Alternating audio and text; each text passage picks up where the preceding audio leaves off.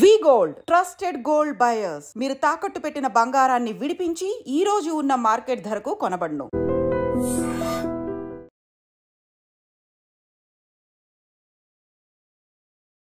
ప్రభుజీ గీతా జయంతి అన్నారు కదా, గీతా జయంతి అంటే ఆ రోజు రచించడం జరిగిందా, చెప్పడం జరిగిందా, ఎందుకు అది గీతా జయంతిగా చెప్పబడింది? పుస్తకం పుట్టినరోజు చూసారా అండి? కేవలం ఒకటే పుస్తకం పుట్టినరోజు ఈ ప్రపంచంలో ఉంటుంది, అది గీతా జయంతి. అంటే పుట్టినరోజు చేస్తున్నామంటే ఆ పుస్తకం ఎంత గొప్పదో అర్థం చేసుకోండి. అసలు రచించింది ఎవరు ప్రభుజీ గీతని? కృష్ణుడు చెప్పాడు, వ్యాసుడు రచించాడు. అంటే విన్నది అర్జునుడు కదా. వ్యాస భగవానుడి యొక్క శిష్యుడు సంజయుడు. సంజయుడికి ఒక బోయవాడి చేతిలో విషపు బాణానికి మరణించాడు అని చెప్పి వింటూ ఉంటాం. అసలు కృష్ణుడు బోయవాడి చేతిలో చనిపోయాడు అనేది అబద్ధం. అబద్ధమా? ఒక విషయం మీకు అడుగుతాను చెప్పండి. ప్రభుజీ, భగవంతుడు ఏదైనా ఆశిస్తాడు అంటే తను సృష్టించిన మనిషి నుంచి తాను ఏమైనా ఆశించడం అనేది జరుగుతుందంటారు? ఆశిస్తాడు. ఏం ఆశిస్తాడు ప్రభుజీ? ఒంటిపైకి దేవుడు వచ్చాడు అని అంటుంటారు, పూనకాలు ఇలాంటివి అంటుంటారు కదా ప్రభుజీ. నిజంగా భగవంతుడు ఉన్నా కూడా అలా మనిషి ఒంటిపైకి రావటం లాంటిది జరుగుతుందా? దయ్యం వస్తుంది కానీ దేవుడు రాడు. ఎందుకంటే మనం చేసే చెత్త పనులకి, అపవిత్రమైన ఆలోచనలకి భగవంతుడు ఎందుకు రావాలనుకుంటాడండి అసలు మానవుడి దగ్గరకి? నమస్కారం, వెల్కమ్ టు ఐ డ్రీమ్. ధర్మ మార్గం విత్ విజిత కార్యక్రమానికి స్వాగతం. భగవద్గీతని మించిన ఒక గొప్ప గ్రంథం అనేది లేదు. భగవద్గీతని గనక మనం పాటిస్తే, ఆచరిస్తే, చదివిన దాన్ని గనక మనం కరెక్ట్గా ఆచరిస్తే మన నిత్య జీవితంలో చాలా మార్పులు వస్తాయి. మన లైఫ్లో మార్పుల వల్ల మంచి మార్గంలో వెళ్ళొచ్చు, మోక్షాన్ని పొందొచ్చు, రకరకాలుగా మాట్లాడుకుంటూ ఉంటాం భగవద్గీత గురించి. అయితే నిజంగా భగవద్గీతలో ఏముంది, భగవద్గీత వల్ల మనం ఏం నేర్చుకోవచ్చు, ఇలాంటి విషయాలు ఇప్పుడు ప్రభుజీతో మాట్లాడి తెలుసుకుందాం. ప్రస్తుతం మనతో పాటు ఉన్నారు ఇస్కాన్ టెంపుల్ నుంచి ప్రణవానంద ప్రభుజీ గారు. ఇప్పుడు వారితో మాట్లాడి మరిన్ని విషయాలు తెలుసుకుందాం. మనకున్న సందేహాలన్నింటినీ కూడా నివృత్తి చేసుకునే ప్రయత్నం చేద్దాం. హరే కృష్ణ ప్రభుజీ. హరే కృష్ణ ప్రభుజీ. కృష్ణుడి విషయానికి వస్తే కృష్ణం వందే జగద్గురు అనే ఒక మాట ఎక్కువగా వినిపిస్తూ ఉంటుంది. అసలు దీన్ని ఏ విధంగా అర్థం చేసుకోవాలంటారు? కృష్ణుడు జగద్గురువులు గీతాచార్యులై అయ్యారు. వేదేశ్చ సర్వేర్ అహమేవ వేద్యో అని అంటారు. భగవంతుడి దగ్గర నుంచి అంత జ్ఞానము కూడా స్వామి దగ్గర నుంచే వస్తుంది. జ్ఞానానందమయం దేవం నిర్మల స్ఫటికాకృతిం ఆధారం సర్వ విద్యానాం హయగ్రీవం ఉపాస్మహే అని అంటారు. భగవంతుడి దగ్గర నుంచే బ్రహ్మగారికి జ్ఞానం వచ్చినది. బ్రహ్మగారు ఆ జ్ఞానాన్ని అందరికీ అందించారు. కాబట్టి అన్ని పరంపరలు కూడా సాక్షాత్తుగా నారాయణ నుంచే ప్రారంభం అవుతాయి. నారాయణ సమారంభం అని అంటామన్నమాట. కాబట్టి మనకి 5000 సంవత్సరాల క్రితం ఎప్పుడైతే కురుక్షేత్ర యుద్ధం జరిగింది, ధర్మక్షేత్రే కురుక్షేత్రే సమవేతాయుత్సవ మామకః పాండవాశ్చైవ కిమకర్వత సంజయ. అయితే కృష్ణుడు ఒక యుద్ధ భూమిని ఎందుకు చూస్ చేసుకున్నారు అని కానీ మనం ప్రశ్నిస్తే చూడండి, ఎప్పుడైనా India Pakistan world cup final last ball 2 runs to win ఉన్నప్పుడు ఎవరు ఏ పని చేస్తున్న వాళ్ళైనా సరే, క్రికెట్ ఇష్టం ఉన్న వాళ్ళైనా సరే, లేని వాళ్ళైనా సరే అందరు వచ్చి చూస్తారు ఏమవుతుంది ఇప్పుడు. అవునా కాదా చెప్పండి? అవును ప్రభుజీ, కరెక్ట్. అప్పట్లో ఇండియా పాకిస్తాన్ ఎలా ఉండేదో అప్పుడు కౌరవులు పాండవులు అనమాట. మొత్తం ప్రపంచం అంతా వాళ్ళు ఎంత శక్తివంతం అంటే ఏదో ఒక సైడ్ తీసుకోవాల్సి వచ్చింది అందరికి. ఐదర్ కౌరవుల సైడ్ కానీ పాండవుల సైడ్ కానీ. మొత్తం అన్ని కెమెరాలు, ఫోకస్ లైట్లు అన్ని కురుక్షేత్రం పైనే ఉందన్నమాట. కృష్ణుడు అనుకున్నా ఇది కరెక్ట్ టైం చెప్పడానికి, గీతోపదేశం చేయడానికి, ఎందుకంటే ఫోకస్ అంతా ఒక దగ్గరకు వచ్చింది కాబట్టి. అప్పుడు గీతాచార్యుడై శ్రీకృష్ణుడు అర్జునుడి యొక్క మాధ్యమంగా ప్రపంచానికి మొత్తం గీతను ఉపదేశం చేశారు. అంటే అక్కడ అర్జునుడితో పాటు అందరూ కూడా విన్నారా? అందరూ వినలేదు, కానీ అర్జునుడి యొక్క మాధ్యమంగా, అంటే అర్జునుడికి చెప్తూ ఇప్పుడు ప్రపంచం అంతా తెలిసిపోయింది కదా. అవును ప్రభుజీ. కాబట్టి అర్జునుడిని మైక్ లాగా మాధ్యమం చేసుకున్నాడు. ప్రపంచం మొత్తం కూడా గీతను ఉపదేశం చేశారు పరమాత్మ. అయితే ఎందుకు జగద్గురువు అంటారంటే, భగవద్గీత సనాతన ధర్మానికి ఒక ఫౌండేషన్ బుక్ అన్నమాట. సనాతన ధర్మం యొక్క సిద్ధాంతాలన్నీ కూడా భగవద్గీత ప్రస్తావన చేసింది, ప్రతిపాదన చేసింది. అందుకే ఆచార్యులందరూ కూడా గీత పైన భాష్యాన్ని రచించారు. కాబట్టి ఇప్పుడు చూడండి, మీకు ఒక విషయం చెప్తాను. మీరు ఒక న్యూస్ పేపర్ ఇచ్చారనుకోండి, మీరు ఈ న్యూస్ పేపర్ చదవండి అని చూస్తారు. మీరు ఇది నిన్న న్యూస్ పేపర్ పక్కన పెట్టేస్తారు. అవునా? మీకు ఒక డైరీ ఇచ్చారనుకోండి, ఇప్పుడు 2025 వస్తుంది, మీరు చూసారనుకోండి, అరే ఇది 2023, ఇది ఏమంటారు, మీరు సామాన్లు లిస్ట్ రాసుకోవడానికి, తర్వాత ఐరన్ ఎన్ని ఇచ్చారు అని రాసుకోవడానికి యూజ్ చేస్తారు. ఎందుకంటే 2023 డైరీ 2025లో పనిచేయదు. కానీ మీరు చూడండి, భగవద్గీత 5000 సంవత్సరాలు అయినది, కానీ ఇప్పటికీ అందరూ అధ్యయనం చేస్తున్నారు భగవద్గీతని. ఇప్పటికీ అన్నిటికంటే మోస్ట్ కమెంటెడ్ బుక్ ఏదన్నా ప్రపంచంలో ఉంటే అది భగవద్గీత. ప్లస్ భగవద్గీతలో ఏం మార్పులు లేవు. స్వామి చెప్పిన 700 శ్లోకాలు ఏవైతే భగవద్గీతలో ఉన్నాయో అవే నడుస్తూ ఉన్నాయి ఇప్పటికి కూడా. ఇంకా వాటి యొక్క అప్లికేషన్ పెరుగుతుంది. మొన్న మేము ఒక మేనేజ్మెంట్ కోర్స్ అటెండ్ అయ్యామన్నమాట. అందులో చెప్తున్నారు, ప్రపంచంలో ఎవరు మేనేజ్మెంట్ ప్రిన్సిపల్ చెప్పినా అది భగవద్గీత నుంచే దొంగతనం చేసినవి. వాళ్ళు తీసుకెళ్ళిపోతారు, దాన్ని ఒక వెస్టర్నైజ్డ్ పబ్లిసిటీ చేసి మనకు అమ్మేస్తూ ఉంటారు. మనమేమో చాలా అమాయకులుగా ఎంత బాగా చెప్పారు అని. అవన్నీ గీతలో ఉన్నాయి. కాబట్టి గీతాచార్యుడిగా ప్రపంచంలో ఎవరైనా సరే గీత పట్టుకొని చదివితే వారి యొక్క మనసు మార్పు చెంది, వారి యొక్క జీవితం మార్పు చెందే ఒక జ్ఞానాన్ని కృష్ణుడు ఇచ్చాడు. కాబట్టి ఆయన జగద్గురువు అయ్యారు, మొట్టమొదటి జగద్గురువు అయ్యారు. కాబట్టి అందరి గురువులకి ఆయనే గురువు. ఎందుకంటే ఆయన ఉపదేశం చేసిన తత్వములే మనందరం మాట్లాడుకుంటాం కాబట్టి. అది నారాయణుడిగా ఆయన జ్ఞానాన్ని ఇచ్చిన, కృష్ణుడిగా ఆయన జ్ఞానాన్ని ఇచ్చిన, వ్యాసుడిగా ఆయన జ్ఞానాన్ని ఇచ్చిన, హయగ్రీవుడిగా ఆయన జ్ఞానాన్ని ఇచ్చిన, హంసావతారంగా జ్ఞానాన్ని ఇచ్చిన, కపిలుడిగా జ్ఞానాన్ని ఇచ్చిన, అన్ని అవతారాలు జ్ఞానాన్ని పంచడానికి కోసమే వచ్చాయి. కాబట్టి ఆయన జ్ఞాన నిధి. అందులో భగవంతుడికి షడైశ్వర్య సంపూర్ణుడు అంటాడు. భగవాన్ అనే వాటికి నిర్వచనంగా పరాశర మహర్షి విష్ణు పురాణంలో షడ్ ఐశ్వర్యములు పరిపూర్ణంగా కలిగినవారు అని చెప్తారు. అందులో ఒక ఐశ్వర్యం సకల జ్ఞానము కలిగినవాడు ఆయన. కాబట్టి ఆయనకి తెలియనదంటూ ఏముండదు. ఆయన ఇచ్చేదే మనకి ధర్మము అని అంట. అందుకే మన శాస్త్రములు ధర్మస్తు సాక్షాత్ భగవత్ ప్రణీతం. భగవంతుడు చెప్పినదే ధర్మము, భగవంతుడు చెప్పిందే గీత. ఆ గీత ఎక్కడ ప్రపంచంలో ఎవరు అధ్యయనం చేసి పాలించినా సరే వాళ్ళు సుఖ సంతోషాలతో ఉంటారు. కృష్ణుడు గీతాచార్యుడై జగద్గురువులై వసుదే వసుతం దేవం కంస చానూర మర్దనం దేవకీ పరమానందం కృష్ణం వందే జగద్గురు. అటువంటి గీతా జయంతి మహోత్సవాన్ని కూడా మనం ఇటీవల చేసుకున్న ఈ నెల రోజులన్నీ మార్గశీర్ష మాసం అంతా చాలా ముఖ్యమైనది. ఎందుకో తెలుసా అండి, కృష్ణుడు గీతలో చెప్పారు ఒక విషయాన్ని, మాసానా మార్గశీర్షోహం అని అన్నారనమాట కృష్ణుడు. కాబట్టి ఈ మార్గశీర్ష మాసం అంతా కూడా గీతను అధ్యయనం చేయటం, గీతని వినటం. మన ప్రణవానంద దాస్ అనే ఛానల్ ఉంటుంది యూట్యూబ్లో, అందులో మనకి ప్లేలిస్ట్లో ఒకసారి మనం 18 అధ్యాయాలకి 18 గంటలు మనం ప్రవచనం అని చెప్పామన్నమాట. అది వినడానికి ప్రయత్నం చేస్తే మనకి గీత ఏం చెప్పాలనుకుంటుంది అనే విషయాలు మొత్తం కూడా మనకు అర్థమవుతాయి. అలా గీతని వినటం, గీతని చదవటం, గీతని 10 మందికి ఇవ్వటం ఈ మార్గశీర్ష మాసంలో చాలా ముఖ్యమైన విధానం అన్నమాట. ప్రభుజీ, గీతా జయంతి అన్నారు కదా, గీతా జయంతి అంటే ఆ రోజు రచించడం జరిగిందా, చెప్పడం జరిగిందా, ఎందుకు అది గీతా జయంతిగా చెప్పబడింది? మీరు ఎప్పుడైనా పుట్టినరోజు, ఒక పుస్తకం పుట్టినరోజు చూసారా అండి?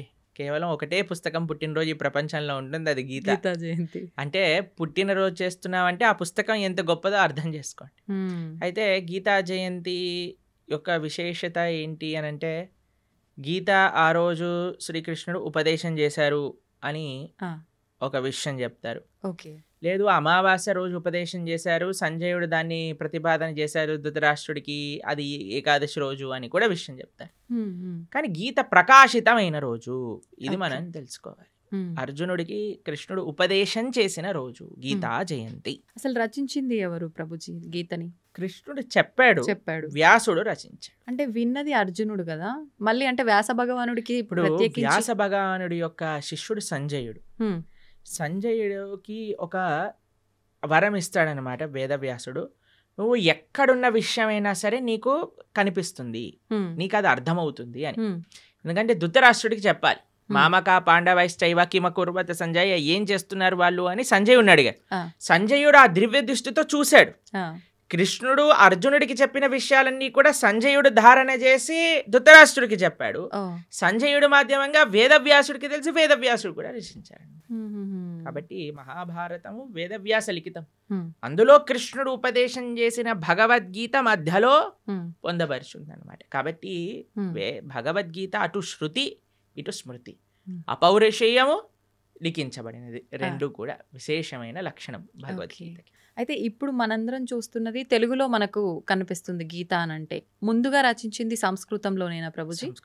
సంస్కృతంలో ఉన్నప్పుడు అంటే ఎవరంటే వాళ్ళు చదవడానికి అంటే బ్రహ్మాండంగా గీతని ఎవరైనా చదువుకోవచ్చు. చిన్నపిల్లలు, స్త్రీలు, వృద్ధులు, పురుషులు ఎవరైనా సరే గీత అధ్యయనం చేసుకోవచ్చు, బ్రహ్మాండంగా చదువుకోవచ్చు. ఇలా ప్రభుపాదుల వారి దయ వల్ల ఆయన ఏం చేశారంటే గీత యొక్క యాక్సెసిబిలిటీ ఎలా పెంచారు అని అంటే ఏ లాంగ్వేజ్ సుమారుగా 70 కంటే ఎక్కువ లాంగ్వేజెస్లో శ్రీల ప్రభుపాదుల వారి యొక్క భగవద్గీత ట్రాన్స్లేట్ చేయబడింది. ఇంకో విషయం చెప్తాను, లాస్ట్ 50 yearsలో 55 కోట్ల గీత పుస్తకాలు వితరణ చేసింది ఇస్కాన్. 55 కోట్ల పుస్తకములు వితరణ చేశారు ప్రపంచవ్యాప్తంగా. అది గొప్ప విషయం అన్నమాట. కాబట్టి అలా మనం ఈ గీతా వితర అనేది చాలా ముఖ్యమైన సేవ. కాబట్టి మీరు ఏ లాంగ్వేజ్లో శ్రీల ప్రభుపాదుల భగవద్గీత యథాతథం అని మీరు టైప్ చేశారనుకోండి, మీకు ఈజీగా లభించేస్తుంది. దాన్ని చక్కగా మనం చదువుకోవటమే. అది తెలుగులో అంటే తెలుగులో, ఇంగ్లీష్లో అంటే ఇంగ్లీష్లో, హిందీలో అంటే హిందీలో, అన్నిట్లో ఉంది. ఇప్పుడు గీతని అంటే దానం చేయొచ్చా ప్రభుజీ? ఎవరికి దానం చేయొచ్చు అంటారు? ఒకవేళ దానం మన ఇంట్లో ఉండే పుస్తకాన్ని దానం చేసేయకూడదు. మన ఇంట్లో ఉండే పుస్తకాన్ని మనం చదువుకుంటూ ఇంకో పుస్తకాన్ని తీసి దానం చేయొచ్చు. ఇప్పుడు చూడండి, అందరికి ఒక క్రేజ్ పెరిగిపోయింది ఈ మధ్యలో రిటర్న్ గిఫ్ట్స్ అని. సరే, మీరు ఏ చిన్న ఫంక్షన్ చేసినా సరే రిటర్న్ గిఫ్ట్ ఇవ్వాలి. ఇప్పుడు వచ్చే గిఫ్ట్ కంటే వెళ్ళే గిఫ్ట్ ఇంకా ఈ ప్రెస్టీజియస్ గా ఉండాలి అని ఆలోచిస్తూ ఉంటారు. పెళ్లిల్లో ఉండే వాళ్ళందరూ ఆలోచిస్తుంటారు ఏమి ఇవ్వాలి, ఏం చేయాలని. మీరు ఏ వస్తువు ఇచ్చినా సరే ఇదేంటి, ఇది అందరు ఇస్తున్నారు, ఇదెందుకు, దీనికంటే ఎక్కువ తీయచ్చు కదా, అన్ని కంప్లైంట్స్ వస్తూ ఉంటాయి. ఎవరు సాటిస్ఫై చేయలేం. నా పర్సనల్ సజెషన్ ఏంటి అంటే, సనాతన ధర్మంలో ఉండే వాళ్ళు ఎవరైతే వివాహం చేసుకుంటారో రిటర్న్ గిఫ్ట్గా అందరికి ఒక గీతా పుస్తకాన్ని ఇవ్వండి. మంచి సలహా ప్రభుజీ.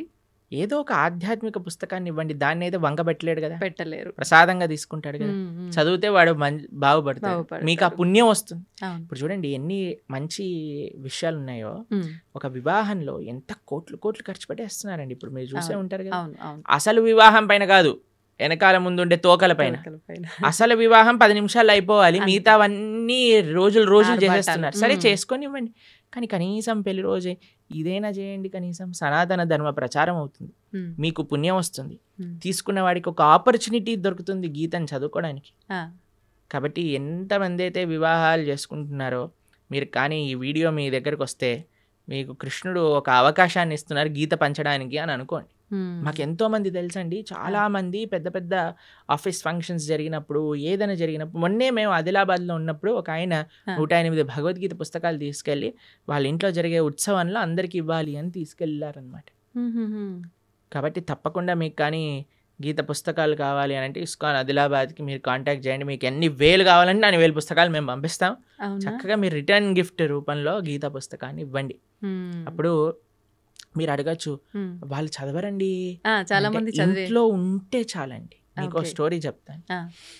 ఒకళ్ళకి మేము గీత ఇచ్చామన్నమాట. వాళ్ళు అన్నారు మా ఇంట్లో చదవరండి పుస్తకాలు అన్నారు. మీ పిల్లలైనా మీరు చదవకపోతే మీ పిల్లవాడు ఏం చదువుతాడండి, వాడికి అసలు ఇంట్రెస్ట్ లేదండి అని. సరే అయ్యా మీ ఇంట్లో పెట్టుకో, ఎవడైనా వచ్చినప్పుడు చదువుతాడు వాడు అని అన్నాను. సరే అని వాళ్ళ ఇంట్లో పెట్టుకున్నారనమాట. పెట్టుకుంటే వాళ్ళ ఇంట్లోకి హైదరాబాద్లో ఉంటారు వాళ్ళు. అయితే వాళ్ళ ఇంట్లో ట్రీట్మెంట్ కోసమని వాళ్ళ చుట్టాలు ఎవరో 3 రోజుల కోసం వచ్చారట హైదరాబాద్లో ఉండడానికి. అయితే 3 రోజులకి పాటు ట్రీట్మెంట్, హాస్పిటల్కి వెళ్ళి ఇంటికి రావటం అలా జరుగుతుంది. వాళ్ళు అనుకున్నారట సాయంత్రం పూట ఏం చేయాలి అని. వాళ్ళకి పుస్తకం షెల్ఫ్లో గీత కనిపించింది. అయితే మేము చెప్పాము ఎవరో ఒకళ్ళు చదువుతారు, మీరు ఉంచుకోండి ఇంట్లో అని అన్నాను. అంతే. వాళ్ళు తీసుకున్నారు, వాళ్ళు చదివారు, వాళ్ళకి చాలా నచ్చింది ఆ పుస్తకం. వాళ్ళ ఇంటికి తీసుకెళ్ళిపోయారు. వాళ్ళు ఉండేది ఎక్కడో మహబూబ్ నగర్ ప్రాంతంలోనే ఎక్కడో. వాళ్ళు గీత చదివి వాళ్ళు భక్తులు అయిపోయారు.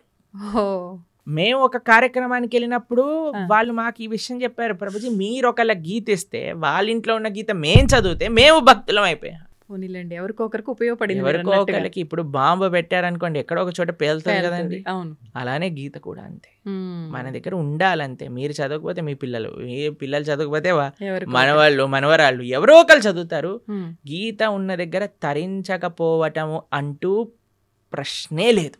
మ్మ్. గీత ముట్టుకున్నవాడు, చూసినవాడు, దర్శించుకున్నవాడు, ఒక పేజ్ చదివినవాడు, ఒక అక్షరం చదివినవాడు అందరూ తరిస్తారు, దాంట్లో ఎటువంటి డౌటే లేదు. మ్మ్. ఏ లాంగ్వేజ్ లో ఉన్నది చదివినా కూడా మనకు ఏ correct లాంగ్వేజ్ గా- లో ఉన్న గీతా మహాత్యం చెప్తుంది, గీత ఎక్కడైతే ఉంటే అది సాక్షాత్తుగా ప్రయాగ క్షేత్రంతో సమానము. మ్మ్. కాబట్టి మన ఇంట్లో మనకి చాలా ముఖ్యమండి. Hmm. మనకి మీకు సాంప్రదాయంలో చూస్తే మనం మంగళం అని మంగళహారతి భగవంతుడికి సమర్పణ చేస్తాం. అవును. అందులో శాస్త్రాలకు కూడా మనం మంగళహారతి సమర్పణ చేస్తామన్నమాట, ఏవైతే వైదికమైన గంధములు మన ఇంట్లో ఉంటాయి. ఆ, ఆ. కాబట్టి ప్రతి ఒక్కళ్ళింట్లో గీత, భాగవత, రామాయణాదులు ఉండవలసినదే. మ్మ్. మీరు అనుకోకండి మా ఇంట్లో ఎవరు చదవరు, తెచ్చి పెట్టండి, ఎవరో ఒకరు చదువుతారు. పూజ రూమ్ లో పెట్టి ఉంచొచ్చా ప్రభుజీ? పూజనంలో పెట్టేసి మంచిగా వాటికి అన్ని క్లాత్ కట్టేసేసి లోపల పెట్టేసి దండలేసేసి పుష్పాలు, పూలు, పసుపు చదవాలన్నా సరే ఆ మూట తీయటం కూడా పలకన్నా సరే వద్దులే బాబు అన్నట్టుగా ఉండకూడదు. ఉండదు. యాక్సెసిబుల్ గా ఉండాలి ఎవరైనా చదువుకోవాలన్నప్పుడు. అవును, అవును. కాబట్టి ఈ పూజ చేసేయమనండి అంటే మ్మ్. ఇప్పుడు అందరూ మొన్న గీతా జయంతి రోజు ప్రవచనం చెప్తున్నాం అనమాట. ఆ, ఏమన్నా మీ అందరికీ ఇప్పుడు భగవద్గీత ఆరాధన ఎలా చేయాలో చెప్తాను, అందరు ఫస్ట్ ఆచమనం చేయండి అనగానే అందరు పుస్తకాలు తీసుకొని రాసుకుంటున్నారనమాట. ఫస్ట్ ఆచమనం చేయాలి, దాని తర్వాత మీ కుడి చేత్తో గీత తీసుకోండి, కుడి చేత్తో గీత తీసుకోండి, ఎడం చేత్తో పట్టుకోండి, దాన్ని ఓపెన్ చేయండి, చదవటం ప్రారంభించండి, ఇదే ఆరాధన అంటే ఓ ఇదేనా ఆరాధన, మేము ఇంకేదైనా చెప్తారు అనుకున్నాం ప్రభుజీ గారు, అవును. ఏం పుష్పాలు తేవాలి, ఏం అభిషేకాలు చేయాలి అని. కాబట్టి అంటే భగవంతుడి ఫోటోకు ఆరాధన చేసినట్టు చేయాలనుకున్నారు. ఒక్కొక్క విధానం, ఒక్కొక్క వస్తువుకి ఒక్కొక్క రకంగా ఆరాధన చేస్తాం. ఆ. గ్రంథాలకి ఆరాధన ఎలా చేస్తాము అని అంటే అధ్యయనం చేయటమే ఆరాధన, మ్మ్. అది చదవటమే ఆరాధన. ఓకే. కాబట్టి ఏదో మనం ఆరతులు తిప్పేసామా అది ఇది కాదండి, మెయిన్ మనం మ్మ్. చదవాలి పుస్తకాన్ని, మ్మ్. గీతను, భాగవతాన్ని, వీటన్నిటిని అధ్యయనం చేయటమే ముఖ్యం. ఇప్పుడు చదవాలన్నప్పుడు చాలా మందికి మాంసాహారం తినే అలవాటు ఉంటుంది కదా ప్రభుజీ, మాంసాహారం తిన్న తర్వాత చదవాలనుకుంటే చదవచ్చా? ఫస్ట్ మాంసాహారం మానేయండి అందరూ. మేము అలా మానలేము అనుకుంటే తప్పదు. అలా అలా ఎందుకు అనుకుంటారు మానగలేము అని? ఆ. మనం జీవహింస చేయటం మానలేము అని అంటే ఎలా అంటే చెప్పండి. ఇప్పుడు టెర్రరిస్ట్ అన్నారు అనుకోండి, నేను జనాల్ని చంపటం మానలేను అని అంటారా? అప్పుడు మీరేమంటారా? పర్వాలేదు నాన్న, నువ్వు నీకు అనిపించట్లేదు కదా చంపేసే అని అంటామా మనం? అనలేము. చెప్పండి, అంటారా మీరు? అనలేము లేదండి ప్రభుజీ. మాకు చంపాలనే ప్రాణం ఉంది అంటే కంటిన్యూ అంటామా? అనం. కాను కదా. కాబట్టి మనం ఫస్ట్ నాన్ వెజ్ ఆపేసేయండి, ఆ. ధార్మికంగా ఉండండి. మ్మ్. లేదండి మేము ఎంత చెప్పినా మేము మారము అన్న వాళ్ళు ఆ. పర్వాలేదు, గీత చదవటం ప్రారంభం చేయండి, ఆ గీత యొక్క అనుగ్రహం చేత మానేస్తాం. ఓకే. కాబట్టి మీకు ఒక విషయం చెప్తాను, ఎందుకు మానేయమంటున్నా అంటే మ్మ్. ఇప్పుడు గీత చదివినప్పుడు అది వంటికి ఎక్కాలి కూడా కదండి. అవును. ఇప్పుడు డాక్టర్ గారి దగ్గరికి వెళ్తారు మీరు, మ్మ్. డాక్టర్ గారి దగ్గరికి వెళ్ళినప్పుడు డాక్టర్ ఏం చేస్తారు, మీకు ఈ మెడిసిన్ వేసుకోండి అని ఇస్తారు. ఆ. దాంతోపాటు ఇవి తినకూడదు అని ఒక లిస్ట్ ఇస్తారు మనకి. అవును ప్రభుజీ. డాక్టర్ ఏమంటాడంటే మ్మ్. ఇవి తినటం ఆపేస్తేనే నీకు ఈ మెడిసిన్ పనిచేస్తుంది. అవునా కదా అవును, చెప్పండి. అవును. ఇప్పుడు మీరు నాకు అడిగారు అనుకోండి, ప్రభుజీ మెడిసిన్ మెయినా ఇవి ఆపేయటం మెయినా అని నేను మిమ్మల్ని అడిగాడు అనుకోండి, మీరు ఏం చెప్తారండి? మెడిసిన్ మెయిన్ అని చెప్తా నేను. మెడిసినే మెయినా, ఆపటం మెయిన్ కాదు కదా. కాదు, దాని బదులు ఇంకో ఫుడ్ తినొచ్చు, కానీ మెడిసిన్ ఆపితే అది తగ్గదు కదా ప్రభుజీ. నేను అడిగే ప్రశ్న ఏంటి అంటే, ఇప్పుడు ఈ మెడిసిన్ మెయిన్ అనుకున్నాం అనుకోండి, ఆ. ఈ మెడిసిన్ వేసుకుంటూ డాక్టర్ తినద్దు అన్న విషయాలు కూడా తింటూ ఉన్నాం అనుకోండి, మనకి మెడిసిన్ శరీరం పైన పనిచేస్తుందా? పనిచేయదు. రెండు మెయినే కదా. అవును. ఎంత మెడిసిన్ మెయినో మ్మ్, మ్మ్. అంతే పథ్యం కూడా మెయిన్. మెయిన్. అవును, అవునా కదా. అవును. అలానే ఎంత మనం గీత చదవటం ముఖ్యమో మ్మ్. అంతగా ఏవైతే గీత వద్దు అని అంటుందో వాటిని దూరంగా పెట్టడం కూడా ముఖ్యమే. Okay, okay. మనం ఎప్పుడైతే మాంసాహారం, మద్యం, మాదక ద్రవ్యాలు, జూదం ఆపటం వల్ల ఏమవుతుంది అంటే మెడిసిన్ ఏదైతే మనం తీసుకుంటున్నా, గీత అధ్యయనం చేస్తున్నామో, జపం చేస్తున్నామో, పూజ చేస్తున్నామో, ఆరాధన చేస్తున్నామో అది మనకి వంటికి ఎక్కుతుంది. ఓకే. మనకి ఏంటి తత్వము అని అర్థం అవుతుంది, లేకపోతే అర్థం కాదు. ఎందుకంటే ఈ డీపర్ స్పిరిచువల్ సైన్సెస్ అర్థం చేసుకోవాలంటే మనం సత్వగుణంలోకి రావాలి. సత్వగుణం అంటే ఎటువంటి జీవహింస, ప్రాణిహింస, స్వయం హింస. ఇప్పుడు చూడండి, మాంసాహారం తినడం అంటే వేరే వాడిని హింసించటం. మాదక ద్రవ్యాలు, సిగరెట్, మందు. ఇప్పుడు చూడండి, ఈ శాస్త్రం వరకు చెప్పాల్సిన అవసరం లేదండి. సిగరెట్ డబ్బా పైనే చూపిస్తుంది స్మోకింగ్ కాజెస్ క్యాన్సర్. మీరు సినిమాలలో ఒక చిన్న మందు బాటిల్ చూపించాడంటే పక్కన smoking and drinking is dangerous to health అని అంటారు. అవును ప్రభుజీ. ఒకటి, మీరు వేరే వాళ్ళనైనా హింసిస్తున్నారు, మీ శరీరాన్ని మీరు స్వయంగానే హింస పెట్టుకుంటున్నారు. ఎక్కడైతే హింస ఉన్నదో అక్కడ ధర్మం ఉండలేదు. మొన్న మేము ఒక విషయంలో చెప్తున్నాం అనమాట. హిందూ అంటే అర్థమే హింసకి ఎంతో దూరంగా ఉండేవాడే హిందువు. అది హిందువు యొక్క అర్థం. కాబట్టి మాంసాహారం తిని గీత చదవచ్చా అని అంటే ఫస్ట్ మాంసాహారం మంజేయండి.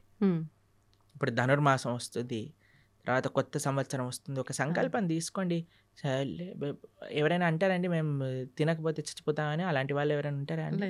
లేదు కదా. అదేమి, నేను ఇప్పుడు ఊపిరి పీల్చుకుపోతే చచ్చిపోతాను అని అంటే ఓకే పర్వాలేదయ్యా, ఊపిరి పీల్చుకో అని చెప్తాను. నీళ్ళు తాగకపోతే చచ్చిపోతాను, సరే పర్వాలేదు, అది కూడా ఒప్పుకుంటా. నేను వేరే ప్రాణిని చంపి తినకపోతే చచ్చిపోతాను అనేవాడు ఉంటాడా అండి ఎవరైనా? లేరు కదా. కాబట్టి అది నీ ప్రాణం పైకి రావట్లేదు, కాబట్టి వేరే వాళ్ళ ప్రాణం తీయకు. కాబట్టి మనం ఒక సంకల్పం తీసుకుందాం, మంచిగా ధార్మికంగా ఉండడానికి ప్రయత్నం చేద్దాం. ఎందుకు మీకు ఈ విషయాలు చెప్తున్నానంటే, ఒకళ్ళు ఇటీవల మాకు చెప్పారు, ఒక కంపెనీలో పనిచేసే 250 మంది ఎంప్లాయీస్ మన వీడియోస్ వల్ల మాంసాహారాన్ని మానేసిన వారు ఉన్నారు. కాబట్టి అందుకేసమే మనం మళ్ళీ చెప్తున్నాం, ఎందుకంటే జనాలకి పాపం తెలియదు. ఇప్పుడు ఉండే ప్రవచనకర్తలు కూడా ఎలా తయారయ్యారంటే, ఏం తిన్నా పర్వాలేదు, మీరేం చేసినా పర్వాలేదు, అన్నీ వీటికి వాటికి సంబంధం లేదు, అది ఇది అంటున్నారు. కానీ అలాంటి వాళ్ళు ఉన్నప్పుడు మనకి ధర్మం ఏంటో తెలిసినప్పుడు మనం కరెక్ట్గా చెప్పాలి కదా, అది మన కర్తవ్యం కదా. కాబట్టి అందుకోసం చెప్తున్నాం. కాబట్టి మంచిగా ధార్మికంగా ఉండండి, మంచి భగవంతుడి యొక్క కృప పొందే విధంగా ఉండాలి. కాబట్టి గీత చదవండి. గీత చదివిన విషయాలు ఎప్పుడైతే మనం అర్థం చేసుకుంటామో అప్పుడు మన చెడు అలవాట్లన్నీ కూడా ఒకదాని తర్వాత ఒకటి పోతాయి, అట్లా ఎటువంటి సందేహం లేదు. ప్రభుజీ, ఇప్పుడు ఆహార నియమాలు అయితే పాటించాలి ఆధ్యాత్మికంగా మనం ఉన్నప్పుడు, మన ధర్మ ప్రకారంగా శాస్త్రంలో ఏం చెప్పబడిందో అని అన్నారు.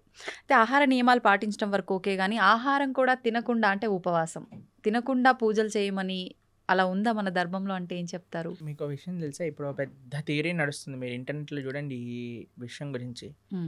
ఎంత మనం తక్కువ తింటే అంత మన ఆరోగ్యం బాగుంటుంది. అవును. మీకు ఒక సైంటిస్ట్, అవార్డ్ విన్నింగ్ సైంటిస్ట్ ప్రతిపాదన చేసింది, 15 రోజులకు ఒకసారి కానీ ఉపవాసం ఉంటే క్యాన్సర్ని మొత్తం క్యాన్సర్ సెల్స్ని తినేస్తుంది బాడీ అని, ఫుల్ బాడీ డీటాక్స్ అయిపోతుంది అని. 15 రోజులకు ఒకసారి వచ్చేది ఏకాదశి. మనం ఏకాదశి ఉపవాసం ఉండండి రా అంటే దేవుడు అలా ఉండమన్నాడా, ఇది చేయమన్నాడా అని అంటారు. కానీ వెస్టర్న్ సైంటిస్ట్ వచ్చి do this fasting and you will be cancer cells will be gone అనగానే ఓ వా అని అంటారు మన వాళ్ళు. అది మన దగ్గర ఉండే ఒక మూర్ఖత్వం అంటారు చూడండి, అమాయకత్వము, అజ్ఞానము అని అనొచ్చు మనం. కాబట్టి మన శాస్త్రం ఏదైతే చెప్తుందో అది జాగ్రత్తగా ఆచరించటం వల్ల మనకు తెలుస్తుంది. ప్రతిదీ ప్రశ్నించాల్సిన అవసరం లేదండి. మనం ఏం చేయాలంటే ఫస్ట్ ఆచరించాలి. ఇప్పుడు మీకు స్కూల్లో అడ్మిషన్ ఇచ్చారనుకోండి, యూనిఫామ్ వేసుకోండి, సాక్స్ ఈ కలర్లో ఉండాలి, షూస్ ఇలా ఉండాలి, పాలిష్ చేసుకొని రావాలి, హెయిర్ స్టైల్ ఇలా ఉండాలి, ఆడపిల్లలు అయితే జడ వేసుకొని రావాలి అని చెప్తారు. ఎందుకు జడ వేసుకోవాలి, ఎందుకు యూనిఫామ్ వేసుకోవాలి, ఎందుకు షూ పాలిష్ చేసుకోవాలి, ఇవన్నీ అడగం. చెప్పింది చేస్తాం. చెప్పినప్పుడు స్కూల్లోకి వెళ్ళినప్పుడు ఓ ఇది అందరూ కామన్గా ఉండడానికి, ఇది డిసిప్లిన్ ఉండడానికి, మనకి బాధ్యత నేర్పించడానికి, క్లీన్లీనెస్ నేర్పించడానికి, ఒక యునైటెడ్ కాన్షియస్నెస్ రావడానికి, ఇవన్నీ ఎప్పుడు వస్తాయి? ఆచరిస్తూ ఉన్నప్పుడు, 10 మందిని చూస్తున్నప్పుడు వస్తాయి. కానీ మన లోపల ఏమైపోయింది, ఫస్ట్ ఏం చేయాలన్నా సరే ప్రశ్నించడం ప్రారంభం చేస్తాం. ఇది చేయండి రా, ఎందుకు చేయాలి, ఇది చేస్తేనే దేవుడు కరుణిస్తాడా, ఇది చేస్తేనే ఇది అవుతుందా, లేకపోతే అవ్వదా? ప్రతిదానికి ఆన్సర్ ఉంటుందండి. కానీ ఎవరికి చెప్తాము? ఎవరైతే వినయంగా ఆచరిస్తున్నారో అటువంటి వారికి చెప్పచ్చు, మూర్ఖంగా వాదించే వాడికి చెప్పలేము. కాబట్టి ఉపవాసం ఎందుకోసము, ఇలా వ్రతం ఎందుకోసము, లేదా ఒక పూజా విధానం ఎందుకోసము అని అంటే అది మనల్ని భగవంతుడి దగ్గరికి తీసుకెళ్తుంది, భగవత్ ప్రీత్యర్థం. మన ఆరోగ్యం బాగుండటం ఇవన్నీ సెకండరీ. కొన్ని నియమాలు శాస్త్రములు చెప్పాయి, ఈరోజు ఇలా ఉండండి, ఈరోజు ఇలా ఉండండి అని. మన పెద్దలు చెప్పిన మాట, పెద్దల మాట పెరగన్న మూట అంటాం కదండి. పెద్దలు చెప్పిన మాటే పెరగన్న మూట అంటే శాస్త్రం చెప్పిన మాట ఇంకెంత మంచిది చెప్పాలి. కాబట్టి ఆచరించడం ప్రధానం. ఒకసారి ఆచరించడం ప్రారంభం చేస్తే మనకి ఎవరిని అడగకుండా తెలిసిపోతుంది ఎందుకు చేయమన్నారు ఏంటి, ఆ బెనిఫిట్స్ మనమే చూస్తాం.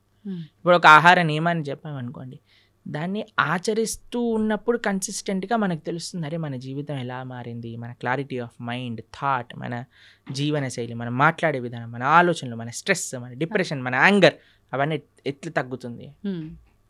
లేదు నాకు ప్రూవ్ చేయి తర్వాత మానేస్తానంటే ఎలా చెప్పండి. అవును, కాదు కదా. కాదు. ఇప్పుడు నువ్వు ఇప్పుడు ఇంజనీరింగ్ కాలేజ్లో ఒకటి జాయిన్ అవుతున్నాడు, నాకు జాబ్ ఇస్తేనే నేను జాయిన్ అవుతా అంటాడా? అన్నారు. నువ్వు జాయిన్ అవ్వు, నువ్వు చదువు, అవును, అప్పుడు నీకు జాబ్ వస్తుంది, అంతే కదా. ఫస్ట్ నాకు ప్లేస్మెంట్ ఇవ్వు తర్వాత జాయిన్ అవుతానంటే ఎలా అండి? అవును, ఫస్ట్ నువ్వు జాయిన్ అవ్వు, ప్రాసెస్ని ఫాలో అవ్వు, అప్పుడు మొత్తం క్లియర్గా వస్తుంది. అయితే ప్రభుజీ నాది ఒక చిన్న డౌట్, అంటే ఇలా ఆలోచించడానికి కారణం ఇది అయి ఉంటుందేమో అని. కొన్ని అంటే ఇప్పుడు సైంటిఫిక్గా ప్రూవ్ చేసిన తర్వాత మీరు చెప్పినట్టుగా నమ్ముతున్నారు అంటే అది మనకి ఎప్పుడో ఉంది శాస్త్రాల్లో. కానీ మన శాస్త్రాలు పురాణాల విషయానికి వస్తే కొన్ని వేల లక్షల సంవత్సరాల క్రింద నుంచి ఉన్నవి అని చెప్తారు. కానీ అంటే ప్రతిదానికి కూడా ఒక నిర్దిష్టమైన అంటే ఇది టైము, ఇప్పుడు రచించారు లేకపోతే ఇప్పుడు రాశారు, ఇప్పటి నుంచి ఉంది అని నిర్దిష్టమైన ఒక సమయం లేదు. అందుకని చెప్పి ఎలా నిర్దిష్టమైన సమయం ఉంటుందండి? ఎందుకంటే దానికి నిర్దిష్టమైన సమయమే లేదు, అనాదిగా వస్తుంది. భగవంతుడు ఉన్నప్పటి నుంచి జ్ఞానం ఉన్నది. భగవంతుడు బ్రహ్మకు ఉపదేశం చేశారు వేదాలు. ఎప్పుడని ఎలా చెప్తాం? ఆది అని అంటాం. అవును, ఆదికి టైం ఇన్ఫినిటీకి ఎప్పుడు అయిపోతుంది? ఇన్ఫినిటీ చెప్పండి అంటే ఎలా అంటాం? చెప్పలేం. అలానే ఒక స్టార్టింగ్ పాయింట్ అంటూ లేదండి. కొన్ని విషయాలకు చెప్పొచ్చు. భగవద్గీత 5000 సంవత్సరాలు అయింది, ఎందుకంటే కృష్ణుడు ఆవిర్భావం అప్పుడైంది. కృష్ణుడు 125 సంవత్సరాలు ఉన్నప్పుడు అర్జునుడికి భగవద్గీత ఉపదేశం చేశారు. ద్వాపర యుగం అయిపోయింది, కలియుగం స్టార్ట్ అయిపోయింది. కాబట్టి సుమారుగా ఇన్ని సంవత్సరాలు. ఇప్పుడు కృష్ణుడు పుట్టినరోజు ఏదైతే కృష్ణాష్టమి చేసుకుంటారో అప్పుడు రాస్తారు 5000 ఇన్నో సంవత్సర జన్మాష్టమి అని. కొన్ని నిర్దేశం ఉంది, కానీ అపౌరుషేయమైన వేదములకు ఎలా చెప్తాను చెప్పండి. వ్యాసుల వారు 5000 సంవత్సరాల క్రితం వేద విభజనను చేశారు. అన్ని ఎంతో పైలప్గా ఉన్న వేదాలన్నింటినీ 4 కేటగిరీస్గా చేసి చక్కగా ఈజీగా అండర్స్టాండ్ అయ్యే విధంగా మనకు అందించారు. కాబట్టి దానికి ఒక లెక్క ఉంది. ఓకే, కాబట్టి అన్నిటినీ అందుకే ఇందాక అన్నట్టుగా మనము ఇప్పుడు టీచర్ ఇక్కడ అమెరికా ఉంది అని మనం మ్యాప్లో చూపించేసింది అనుకోండి, వెళ్ళొచ్చాక నమ్మం కదండి. అమెరికా ఉంది అంటే అమెరికా ఉంది. ఇప్పుడు ఎగ్జామ్ పేపర్లో ఈ కాంటినెంట్ ఏంటి, అమెరికా రాసిస్తాం. కానీ టీచర్ని అడగమను ఏంటి ప్రూఫ్ చూపించమని. కాబట్టి శాస్త్రాన్ని మనం యథాతథంగా ఫస్ట్ మనం కొద్దిగా నమ్మకాన్ని ఇన్వెస్ట్ చేసినప్పుడు ఆ నమ్మకం బట్టి మనకి ఆ శాస్త్రం అనేది ప్రస్ఫుటితం అవుతుంది, మన మనసులో గోచరం అవుతుంది, మనకి విషయాలు తెలుస్తూ ఉంటాయి. దానికి భాగవతోత్తముల యొక్క సాంగత్యం, సద్వైష్ణవ ఆచార్యుల యొక్క సాంగత్యం, గురువుల యొక్క సాంగత్యం, పరంపరాగతమైన గురు పరంపర యొక్క సాంగత్యం ఎప్పుడైతే దొరుకుతుందో అప్పుడు మన మిగతా విషయాలన్నీ కూడా మనకు తెలుస్తాయి. ప్రభుజీ, గీతని ఉపనిషత్తు అని అంటుంటారు, ఎందుకని ఉపనిషత్తు అంటారు? ఉపనిషత్తులో ఉండే జ్ఞానం అంతా కూడా గీతలో ఉన్నది. ఇప్పుడు చూడండి, మీరు పాలు తీసుకున్నారనుకోండి, 10 లీటర్ల పాలు తీసుకున్నారు, దాన్ని బాగా మీరు వేడి చేస్తూ ఉన్నారనుకోండి, కొద్దిసేపు అయ్యాక ఎర్రగా మారుతాయి. దాని తర్వాత ఇంకా చాలా కండెన్స్ అయిపోతుంది, దాన్ని రబడీ అంటారు. తెలుసా మీరు రబడీ తిన్నారా ఎప్పుడైనా? రబడీ చాలా కండెన్స్ అయిపోయింది అనుకోండి, ఖోవా అయిపోతుంది.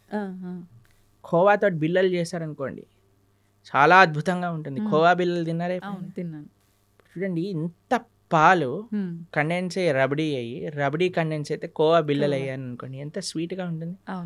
అలా శాస్త్రములు ఎన్నో ఉన్నాయి, వాటి యొక్క సారాంశం ఉపనిషత్తులు. ఉపనిషత్తుల యొక్క సారాంశం గీత. సర్వోపనిషదో గావో దోగ్ధా గోపాలనందన. అన్ని ఉపనిషత్తులు కూడా సర్వోపనిషదో గావు, అన్ని ఉపనిషత్తులు కలిపి ఒక ఆవు అనుకుంటే దుగ్ధా గోపాలనందన, ఆ ఆవు యొక్క పాలు ప్రీతికి పార్థో వత్సః అంటే అర్జునుడు ఒక దూడగా చేసుకొని మన కోసం అందించిన పాలే గీత. గీతామృతం మహత్ అని.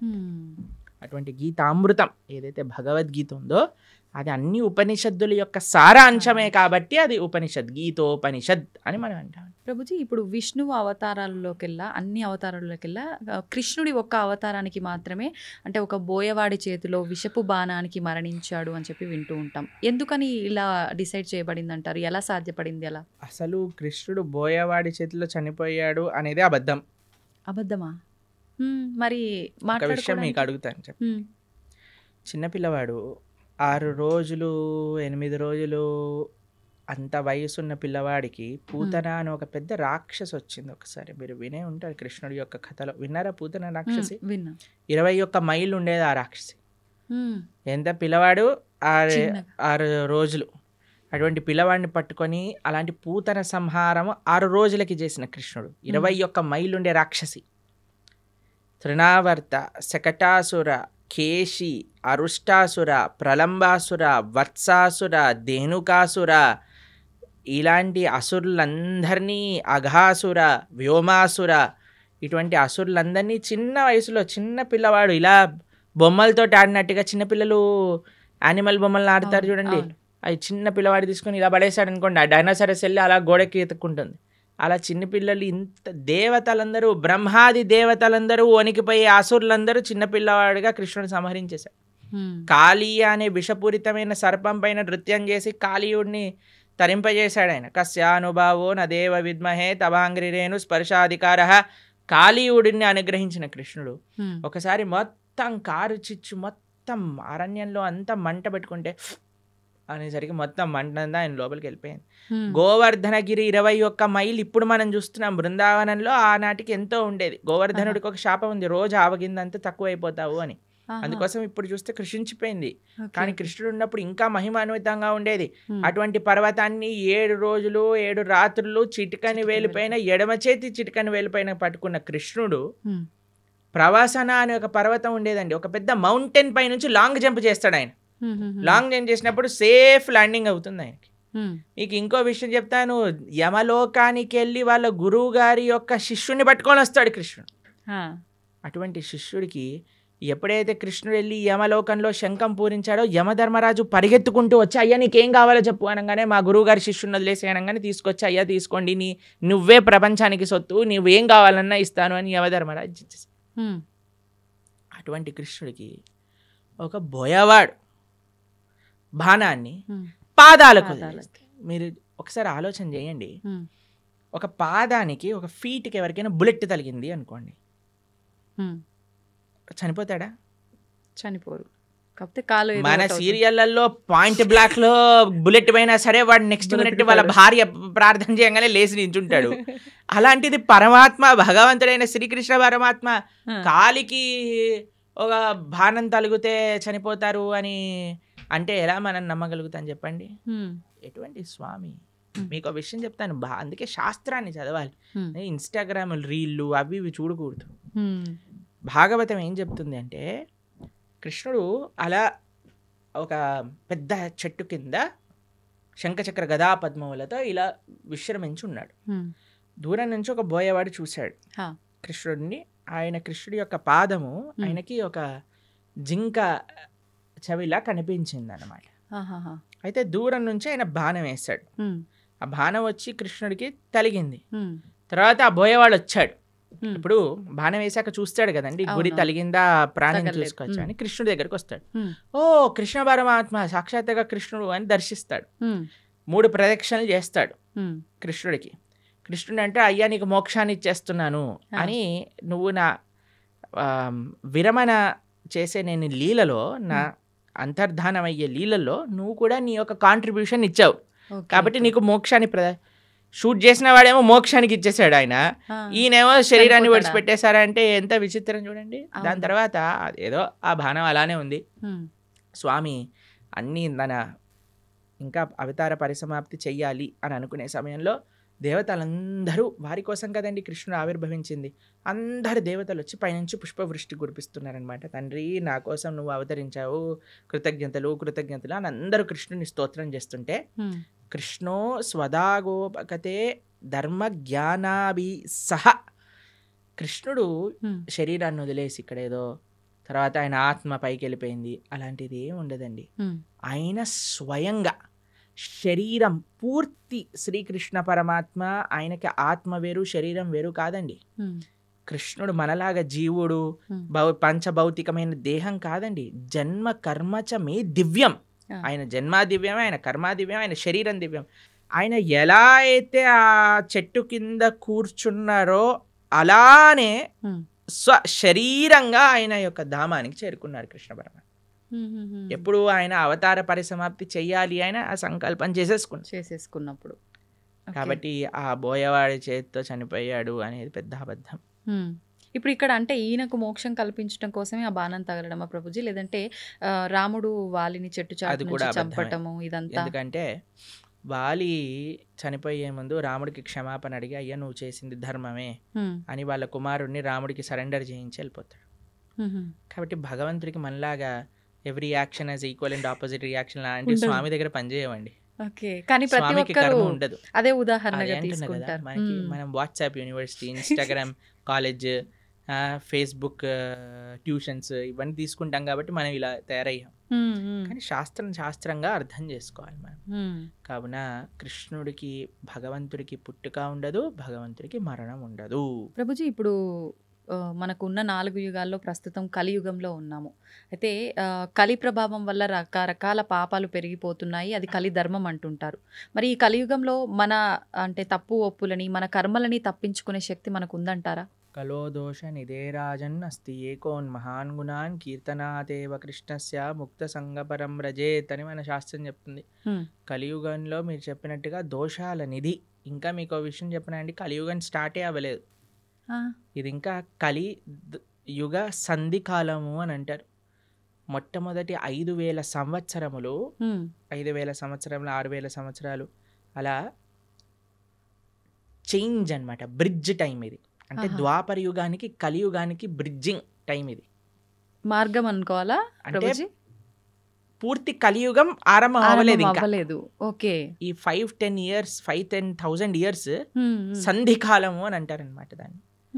కాబట్టి ఇంకా కలియుగం ప్రారంభం అవ్వకముందే కలియుగం ఇలా అన్యాయం ఘోరం అంటున్నారు. ఇంకా కలియుగం ప్రారంభమయ్యాక ఇలా ఉంటుంది చెప్పండి, ఇంకా ఘోరాలు ఎక్కువ. అప్పుడైతే ఇంకా మీరు భక్తి చేయాలన్నా ధర్మం చేయాలన్నా మీకు ఎవడు ఐ డ్రీమ్స్ టీవీలో కృష్ణుడి గురించి మాట్లాడేవాడు ఉండడు, మొత్తం ఎంటర్టైన్మెంటే ఉంటుంది. ఓకే, కాబట్టి ఇప్పుడే మనకి వస్తుంది కాబట్టి ఇప్పుడే మనం సీరియస్గా తీసుకొని ఇప్పుడే మనం జపం చేసుకోవటం, గీత చదువుకోవటం. ఎందుకంటే మళ్ళీ అనుకోవచ్చు మళ్ళీ వచ్చే జన్మలు చూద్దాం, వచ్చే జన్మలో నువ్వు చూడొచ్చు కానీ నీకు చెప్పేవాడు ఎవడు ఉంటాడు కదా. కలియుగం ముందుకు వెళ్తూ ఉంటే ధర్మం మెల్లమెల్లగా తగ్గిపోతూ ఉంటుంది. కాబట్టి ఆ ధర్మం మనకి ఈ మానవ జన్మ ఇప్పుడు వచ్చింది, ఇప్పుడు మనకి మంచి విషయాలు తెలుస్తున్నాయంటే ఈ క్షణం మనం మంచి మార్గంలోకి వెళ్ళవలసింది. ప్రభుజీ మీరు అసలు కలియుగం ప్రారంభమే అవ్వలేదు, ఇది సంధికాలం అంటున్నారు.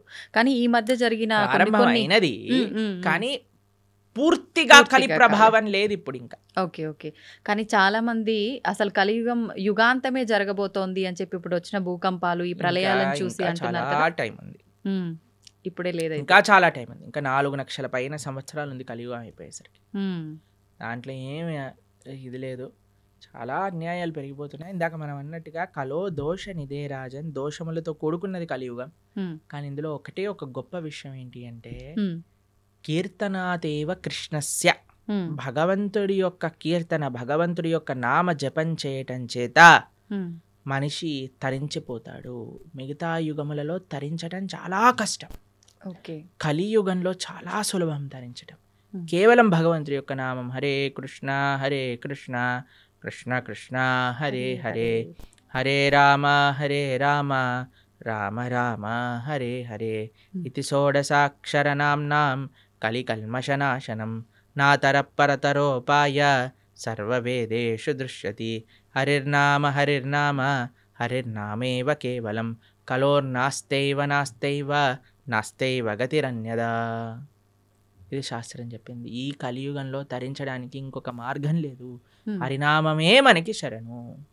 యదాప్నోతి తదాప్నోతి కలౌ సంకీర్త కేశవం అని అంటే మిగతా యుగములలో చేసే దాన తప కర్మ క్రియలు అన్నిటి యొక్క ఫలితము కూడా కలియుగంలో కేవలం భగవన్నామం జపం చేయటం చేత వచ్చేస్తాయి. యదాప్నోతి తదాప్నోతి కలో సంకీర్త కేశవం, ఆ కృష్ణుడి యొక్క నామస్మరణ అన్నిటికంటే గొప్పది. కాబట్టి ఎన్ని రకాల ఆపదలు మనకున్నాయన్నా, ఎన్ని రకాల డిస్ట్రాక్షన్స్ ఉన్నాయన్నా, ఎవరైతే భగవన్ నామాన్ని పట్టుకుంటాడో వాడికి ఎటువంటి తిరుగు లేనే లేదు. ప్రభుజీ, భగవంతుడు ఏదైనా ఆశిస్తాడు అంటే తను సృష్టించిన మనిషి నుంచి తాను ఏమైనా ఆశించడం అనేది జరుగుతుందంటారా? ఆశిస్తాడు. ఏం ఆశిస్తాడు? ఏ వస్తువుని ఆశించడు, మనస్సుని ఆశిస్తాడు. భగవంతుడికి ఏమీ అవసరం లేదు. భగవాన్ అని ఆయన అంటారు, ఏది భగవంతుడికి అవసరం లేదు, మనస్సు భగవంతుడికి అవసరం. ఈ ప్రపంచంలో ఉండే వాళ్ళకి ఏంటి, మన డబ్బులు అవసరం, మన అందం అవసరం, మన పలుకుబడి అవసరం, మన వస్తువులు అవసరం, మన ఇల్లు అవసరం. కానీ ఎవరినైనా మీరు అన్నారనుకోండి, మేము ఇప్పటి నుంచి మీరు ఇంట్లోకి వెళ్ళి చెప్పారనుకోండి, మేము వంట చేయను, జాబ్కి వెళ్ళను, ఏమీ చేయను, కానీ 24 గంటలు మీ గురించే ఆలోచిస్తూ ఉంటాను, నిన్నే ప్రేమిస్తూ ఉంటాను అని అంటే ఏమంటారు మీ ఇంట్లో వాళ్ళు? చాలా బ్రహ్మాండం అమ్మా అంటారా? అనరు. ఏమంటారు? పిచ్చి పట్టింది దీనికేదో అయింది అంటారా? మీరు భగవంతుడి దగ్గరికి వెళ్ళాలని అనుకోండి, అయ్యా నేను నీకేం పూజ పునస్కారం ఏం చేయలేను తండ్రి, కానీ 24 గంటలు నిన్ను మనసులో స్మరించగలుగుతా అంటే భగవంతుడు ఏమంటాడు? నువ్వే నాకు కావాలి అంటాడు. ఎందుకంటే ఈ ప్రపంచంలో ఉండే వాళ్ళందరికీ వస్తువులు అవసరం, భగవంతుడికి మనస్సు అవసరం. మనం ఏం చేస్తున్నా, ఆ మనస్సు కూడా ఈ ప్రపంచంలో ఉండే వాళ్ళకి ఇస్తున్నాం.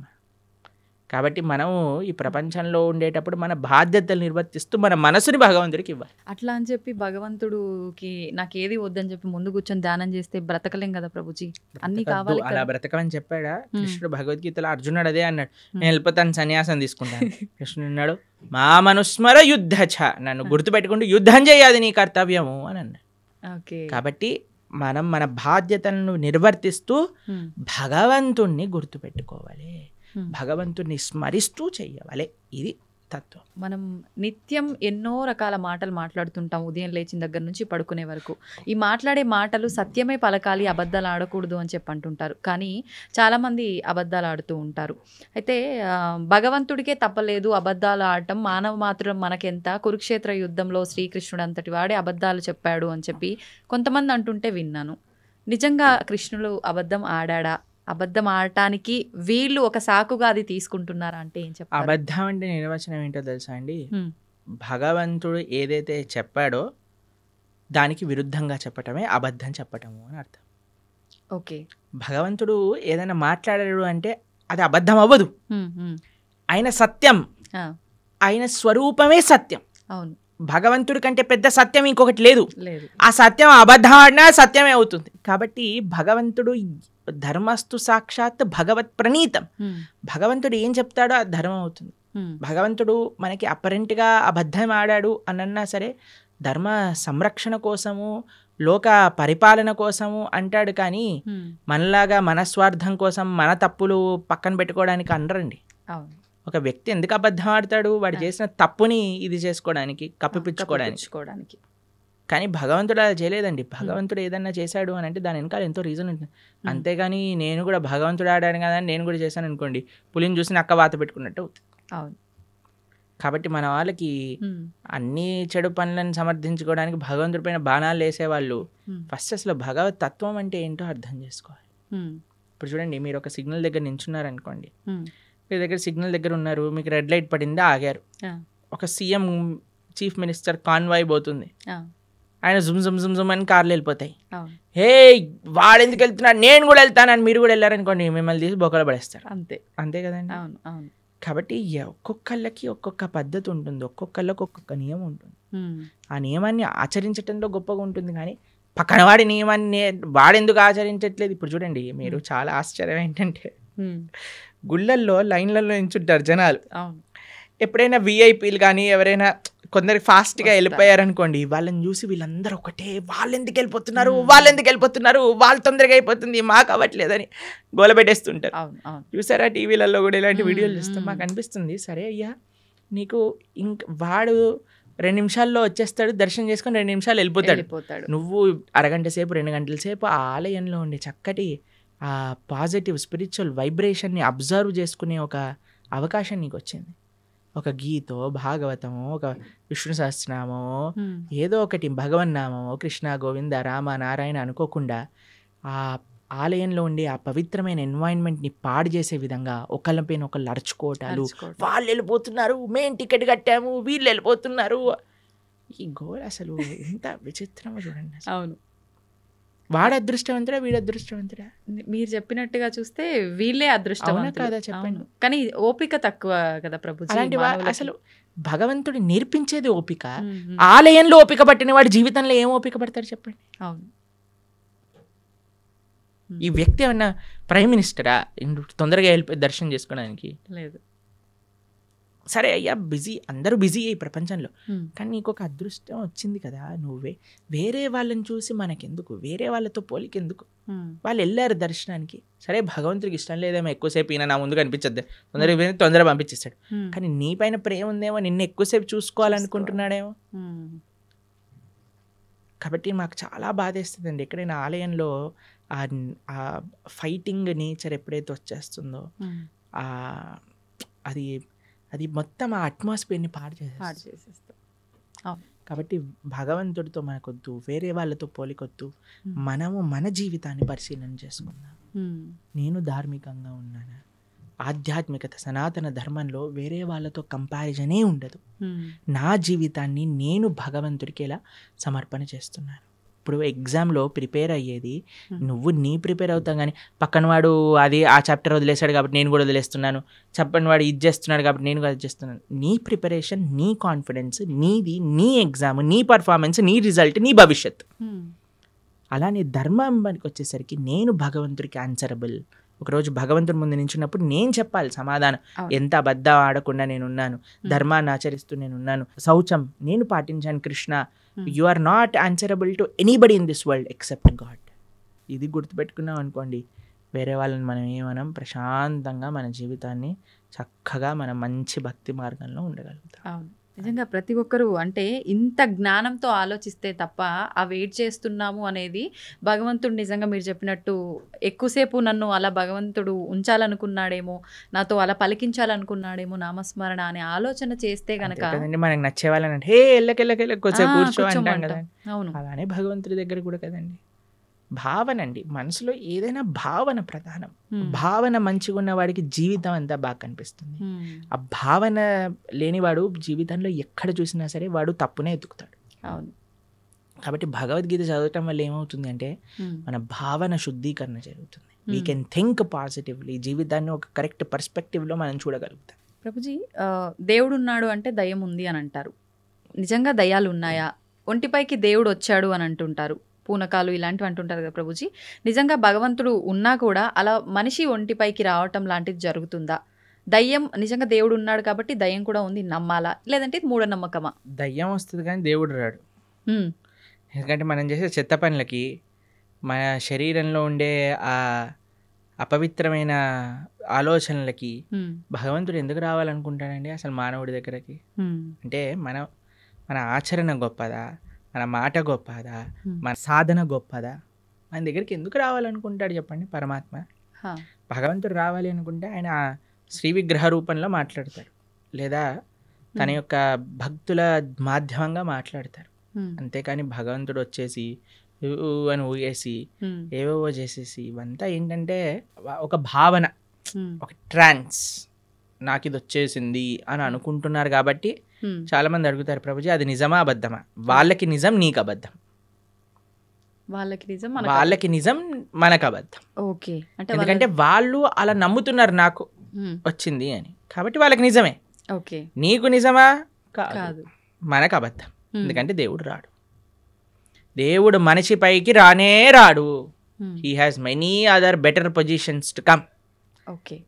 కాబట్టి ఎవరికైతే మాకు దేవుడు వచ్చేసాడు అని అంటారో, జస్ట్ మీకు నిజం అండి, యూఆర్ నాట్ డినయింగ్ ఇట్. నీకు నిజం, ఎందుకంటే నీ మానసిక స్థితి అలా నీకు చెప్తుంది, కానీ వేరే వాళ్ళు నమ్మవలసిన అవసరం లేదు. మరి దయ్యం పరిస్థితి ప్రభుజీ? దయ్యం వస్తుంది ఎందుకంటే చేసేవన్నీ రాక్షస పనులు కదా, వేరే వాళ్ళని హింసించటం, వేరే వాళ్ళని మాట్లాడటం, అపవిత్రంగా జీవించటం. కాబట్టి దయ్యం రావడానికి చాలా అనుకూలమైన పనులు చేస్తున్నాం, దైవం రావడానికి అనుకూలమైన పనులు చేస్తున్నావా అనేది ప్రశ్నార్థం. ఓకే. కాబట్టి దయ్యం ఎవరి దగ్గరకు వస్తుందండి? ఎవరైతే చాలా నెగిటివ్గా ఉంటారో, నెగిటివ్, డిప్రెస్డ్, ఆ కళ లేకుండా, ఎప్పుడైనా సరే అంటే ధార్మికంగా చూడండి, కొంతమందిని చూస్తే మనకి ఆ భగవత్ కళ అనేది ఉట్టిపట్టే విధంగా ఉంటుంది. వాళ్ళ యొక్క వేషభూషం కానీ, వాళ్ళ యొక్క సాధన కానీ, వాళ్ళ యొక్క వర్చస్సు కానీ, అలాంటి వాళ్ళ దగ్గరికి ఎప్పుడు నెగిటివ్ ఎనర్జీస్ రావు.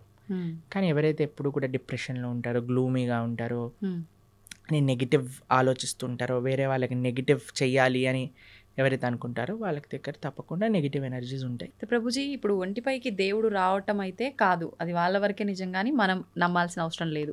కానీ చాలా మంది ఇది పక్కన పెడితే దేవుడు మాకు కనిపిస్తాడు అని చెప్పి మీకు కూడా చూపిస్తామని చెప్పి ఈ మధ్యకాలంలో అంటున్నారు. నిజంగా దేవుడు కనిపిస్తాడు? దేవుడితో ఫోన్ చేసి మాట్లాడించే వాళ్ళు కూడా ఉన్నారు ఇంకా రాబోయే కాలంలో ఆహా, వచ్చేసారు ఆల్రెడీ. మన ధర్మంలో లేరు, పక్క ధర్మంలో ఉన్నారు ఇంకా. ఓకే. పక్క ధర్మం అంటూ పక్క మతాలలో ఉన్నారు ఇంకా.